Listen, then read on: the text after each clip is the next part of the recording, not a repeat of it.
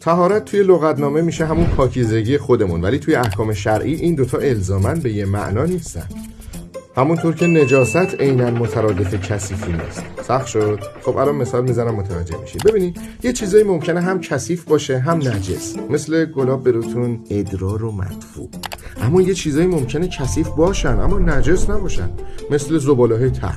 یه سری چیزا هم هستن که ممکنه تر و تمیز باشن اما نجسن، یعنی پاک بشو نیستن، مثل سگای خونگی. این زبون بسته‌ها ممکنه حمامم برن، واکسن و مسواک هم بزنن، اما طبق دستورهای دینی پاک نیستن.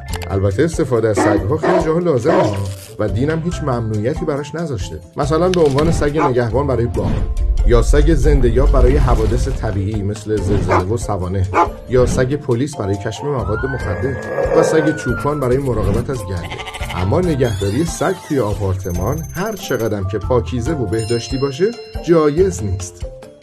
از این گذشته نگهداری این حیوانات توی آپارتمان و اینا اگه موجب آزار و اذیت همسایه ها بشه مردم آزاری هم محسوب میشه و قطعاً جایز نیست. سگ که جای خود، گاو و گوسفند و گربه‌ش هم توی این شرایط ممنوعه.